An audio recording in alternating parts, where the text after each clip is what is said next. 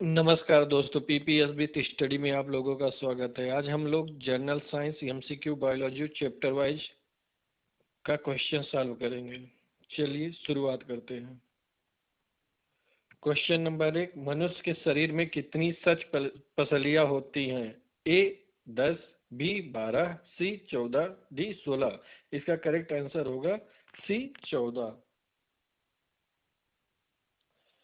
मनुष्य के शरीर में 12 जोड़ी अर्थात 24 पसलियां होती है, जिसमें से 14 सच पसलियां होती है। चलिए क्वेश्चन नंबर 2 देखते हैं। क्वेश्चन नंबर 2, ग्वानिन और साइटोसिन के बीच कितने हाइड्रोजन बंध होते हैं? ए 2, बी 3, सी 4, डी 5। इसका करेक्ट आंसर होगा ऑप्शन बी। ग्वानिन और साइटोसिन के बीच 3 हाइड्रोजन बंध होते हैं। क्वेश्चन नंबर 3, लेग हीमोग्लोबिन कहाँ पाई जाती है? ए मनुष्य रुधिर में, बी खरगोश रुधिर में, सी लेग्यूम मूल ग्रंथियों में, डी मुर्गे के रुधिर में। इसका आंसर होगा सी, लेग्यूम मूल ग्रंथियों में लेग हीमोग्लोबिन में पाई जाती है। क्वेश्चन नंबर 4 देख, निम्नलिखित में से कौन सा एक कीटहारी पादप है? ए फैशन फ्लावर पादप, बी घटपर्णी, सी रात की रानी, D flame of the forest. इसका आंसर होगा बी घटपर्णी। घटपर्णी या कीटहारी पादप उन्हें कहते हैं जो कीटभक्षी होते हैं, मतलब कीटों को खाकर अपना नाइट्रोजन की कमी को पूरा करते हैं। इसमें नेफेंथीज, इसी को पिचर प्लांट या घटपर्णी कहते हैं। दूसरा डायोनिया, तीसरा यूटिकुलेरिया, चौथा ड्रोसेरा। ये 4 घटपर्णी पौधे होते हैं। ये मुख्यतः मेघालय में पाए जाते हैं। क्वेश्चन नंबर 5, बाटुलिज्म क्या है? ए मनुष्य का चर्म रोग, बी जीवाणुओं से उत्पन्न खाद्य विषाक्तता, सी जीवाणुओं द्वारा उत्पन्न कोई भी रोग, डी मृत पदार्थों का विघटन। इसका आंसर होगा बी, जीवाणुओं से उत्पन्न खाद्य विषाक्तता। बैक्टीरिया जब 2-3 दिनों या बासी खाना खाने से, देर तक रखे हुए कुछ भी खाने से उसमें बैक्टीरिया उत्पन्न हो जाते हैं, जब हम उसे खाते हैं तो बाटोलिज्म या हैजा रोग हमें हो जाता है। चलिए देखते हैं क्वेश्चन नंबर 6, प्रकाश संश्लेषण के द्वारा हमें हरे पौधे क्या पैदा करते हैं? ए कार्बनिक पदार्थ, बी अकार्बनिक द्रव्य, सी खनिज, डी पोषक तत्व। प्रकाश संश्लेषण के दौरान हरे पौधे कार्बनिक द्रव्य पैदा करते हैं। क्वेश्चन नंबर 7, रंध्रों के खुलने में सबसे अधिक प्रभावी प्रकाशीय किरणें होती है? ए नीला तरंगदैर्घ्य वाली किरणें, बी लाल तरंगदैर्घ्य वाली किरणें, सी हरी तरंगदैर्घ्य वाली किरणें, डी पीली तरंगदैर्घ्य वाली किरणें। इसका आंसर होगा ए लाल तरंगदैर्घ्य, नीली तरंगदैर्घ्य वाली किरणें।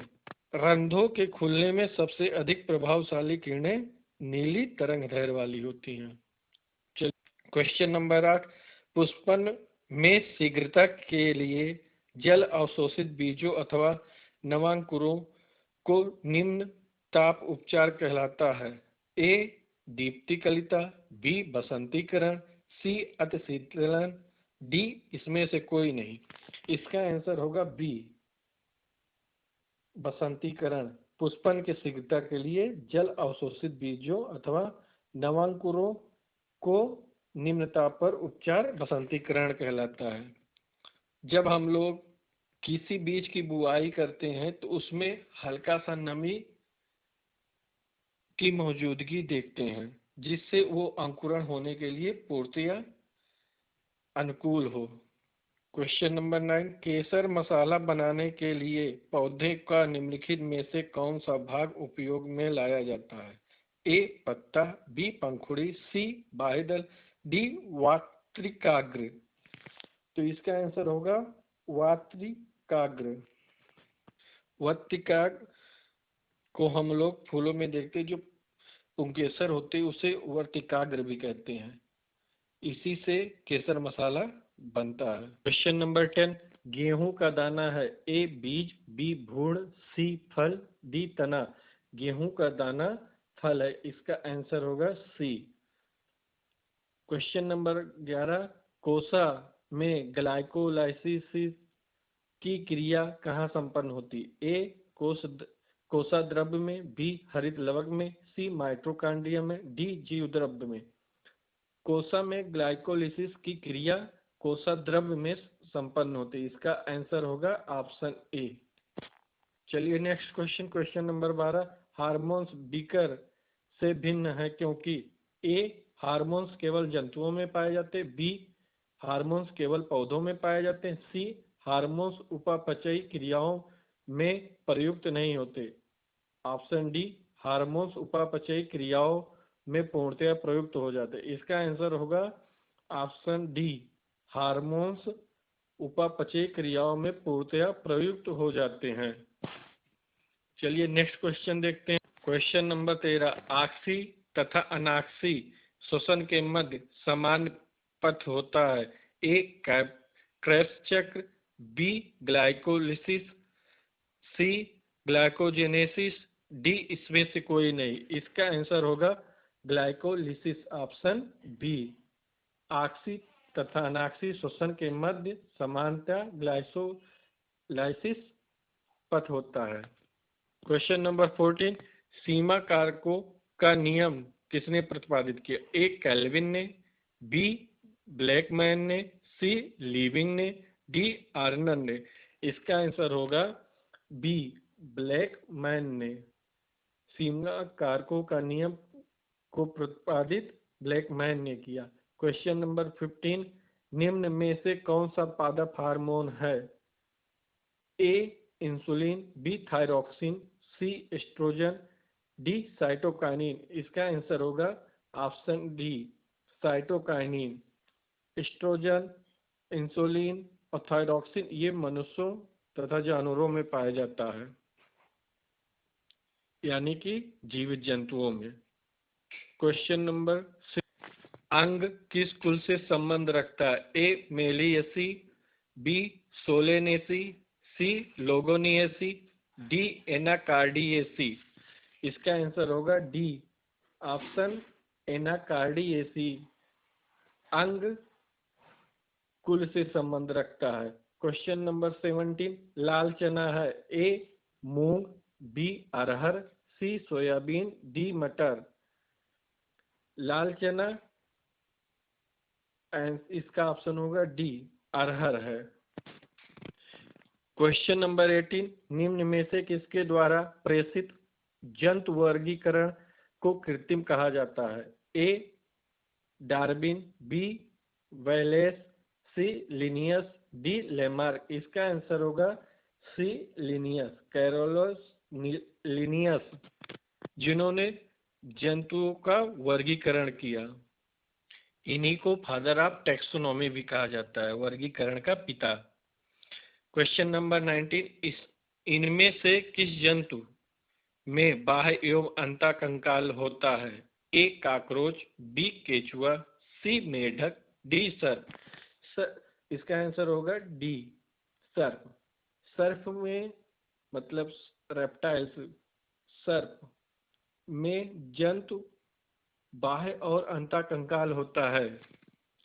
क्वेश्चन नंबर 20, मधुमक्खियों में परस्पर सूचना देने की प्राथमिक विधि है? ए गंध, बी गायन, सी गमन, डी नाच। इसका आंसर होगा ऑप्शन डी नाच।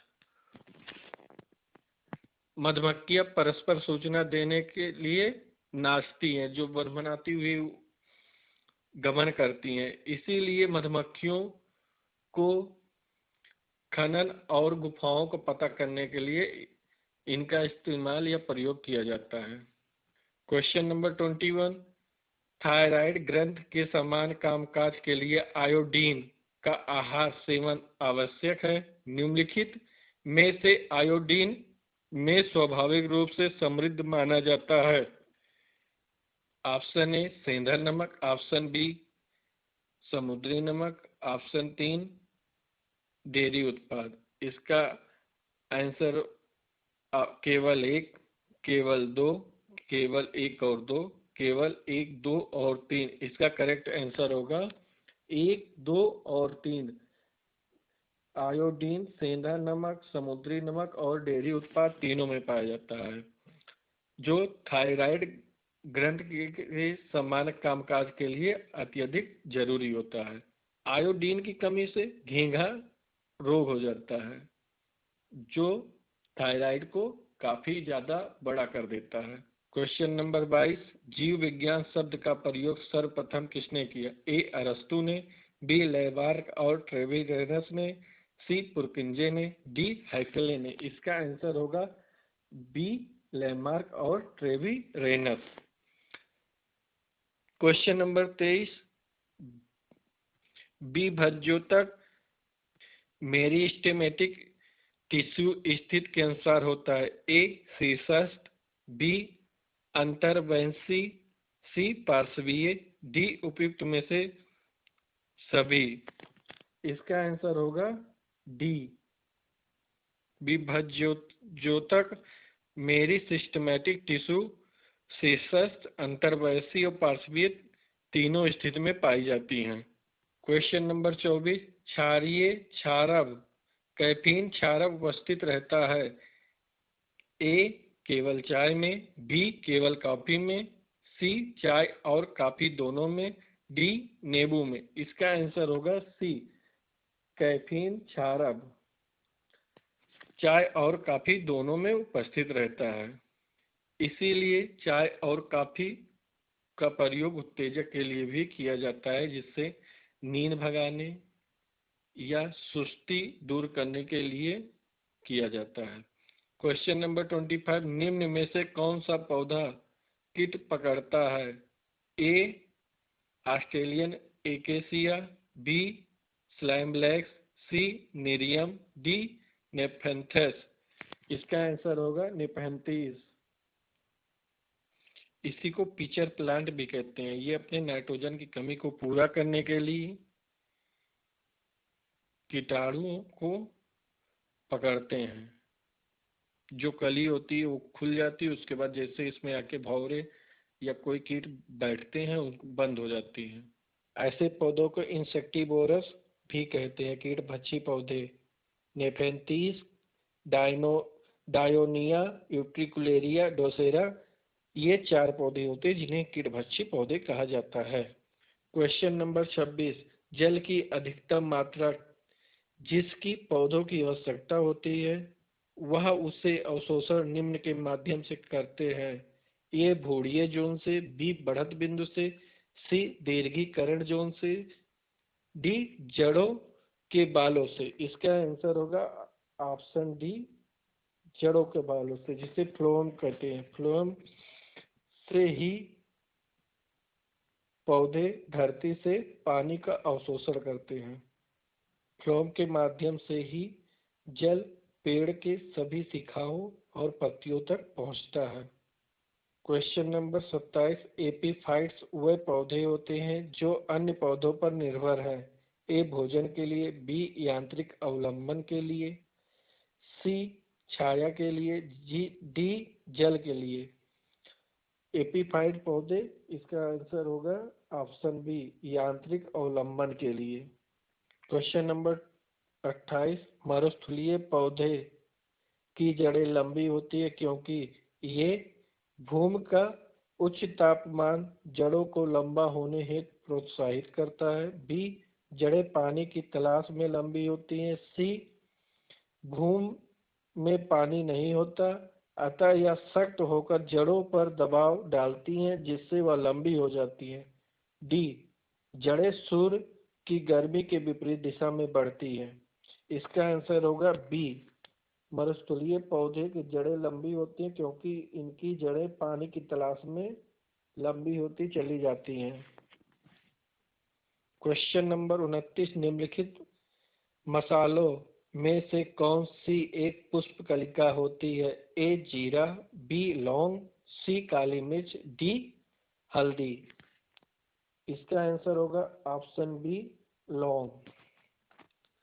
लौंग पुष्पकलिका है, फ्लावर बर्ड। क्वेश्चन नंबर 30, निम्नलिखित में से कौन सी खाई जाने वाली फफूंद है? ये म्यूकर, बी मार्केला, सी पटसनिया, डी इसमें से कोई नहीं। तो इसका आंसर होगा बी मार्केला। मार्केला खाई जाने वाली फफूंद है।